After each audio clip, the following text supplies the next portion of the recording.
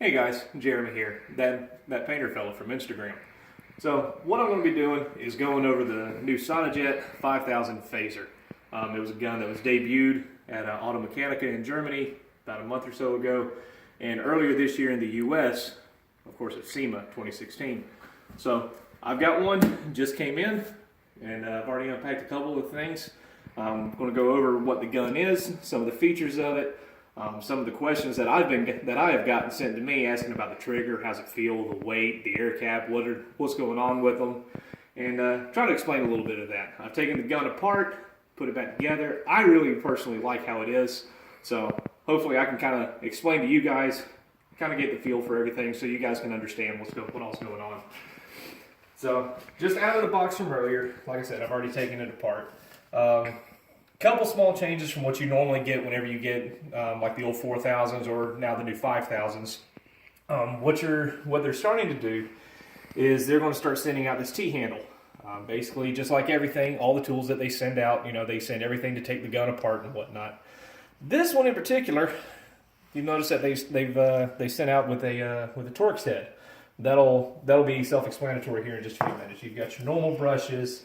Your ring pull, your regular gun wrench, your color tips for on the bottom of the gun, just like on the 4000s and 5000s, hell, even back to the 3000s. Something that they're starting to do is that instead of coming with a blue or green, whether it be a RP or whether it be an HVLP, they send you the air cap ring. So basically, you just put it on and set it up exactly how you want it. Something else that they're starting to do is sending out an actual Sata high flow fitting for it. That's something that they hadn't done in the past.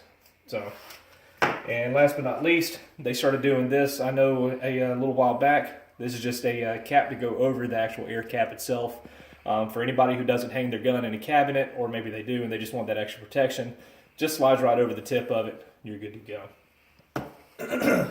Also, something that they started doing with the 4000s, they started sending out demos of the RPS cups.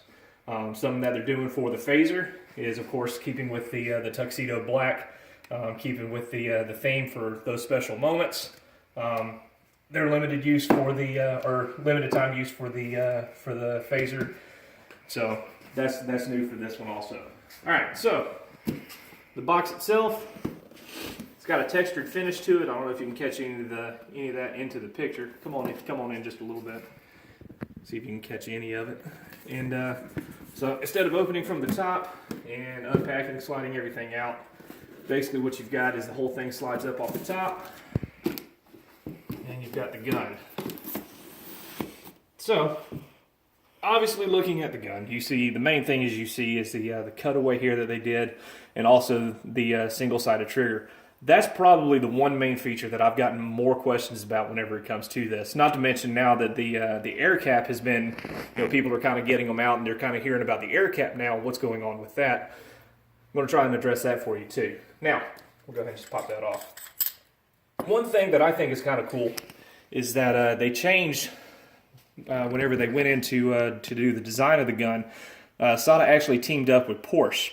Porsche is actually who helped design the 5000 initially. They went back to them. They wanted to create another limited edition, and this is what they came out with. Now, what they had changed around was obviously they did this cutaway here.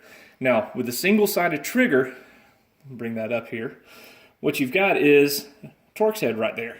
Whenever you take that out, this entire trigger cannot come off unless you pull out the needle, just like before. Now, like before though, you used to have, you would have a piston going through here and a piston going through here. Flip the gun over, and on this other side you had those two little clips, those Jesus clips, as a lot of people will refer to them as. You're sitting there, they're a pain in the ass to get out. You sit there, you try to get them, you're trying to pop them off. If you're lucky, they go flying off, you can catch them and you can go back and get them. Elsewise, they go flying off and you're just out of luck. So one thing, pull the needle out. You can pull this Torx head screw out, and the entire trigger just slides up and out. The entire gun body assembly right in here has all been milled out. So now this whole piece slides into all the way to the back side of that, and combined with that holding it in place, and then the needle in place, that trigger's not going to go anywhere. If you'll pay attention, listen. There's no wiggle, no play, side-to-side action that you normally get from the from having the those pins that go through, along with those Jesus clips that are in there. Now, one thing that I do like, see if we can get this on camera, the trigger is actually thicker than a standard 5000 trigger. That being said, the trigger action itself is a lot more solid, in my opinion. There's a lot less play in it. There's hardly any back and forth on it. Your air piston back here is actually straight up onto the trigger itself. The gun is lighter, and I don't know how much lighter it is. I don't have a scale here. We're here at my home shop. I have a buddy of mine, Steve Jones. Many of you probably follow him, and he's put it on a scale, and I want to say he said that it was right around 35 grams lighter.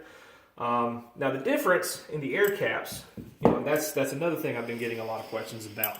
What's the deal with the air caps? Because when it was debuted, that was one of the things that they had come out with, was an easier way to clean this. Now, some of you have seen the video that KC had put up from KC Paint, and it's very simple. The entire thing just separates. Now, if you remember on the old air cap setup, they had a lock ring that went around the top on here. What they've done is actually go in and incorporate the lock ring to the inside of the air cap there. So now, if you ever want to clean your air cap, I say if you ever want to, when you're cleaning your air cap, the entire thing can just simply pop right out, and you have no problem. Now, another question that I've gotten about it is what happens whenever you have to actually put it back together. Is the thing actually is it going to hold? Is it going to come loose? If you drop it, is the thing just going to go flying out? One of the things about it is that you can take it, and once you pop it back in, one snap, it ain't going anywhere. You're literally going to have to hit it on something, pop it on your hand for it to come loose. Pop it back in, it won't go anywhere. Overall, not to mention that the slight textured finish to it, I think it's a great gun. It sprays like a normal 5000 would, like you would expect it to. It's got the Sata reputation going for it as well. I like it. I think it's comfortable. I think it's something that'll grow on me, especially getting used to that. It's not horrible. I'm probably going to wind up buying another one just so I can have it, and that's probably going to be my new overall gun for clear. Sata knocked it out of the park. They did a great job with it, and I'm looking forward to the next one. Hopefully I can get my hands on the 1500 Solve. That was debuted at SEMA. The new House of Color 60th anniversary gun is coming out, also in a 5000. That'll be released in a couple of weeks, as well as an R&M gun. So all in all, great job. Thanks guys, appreciate it.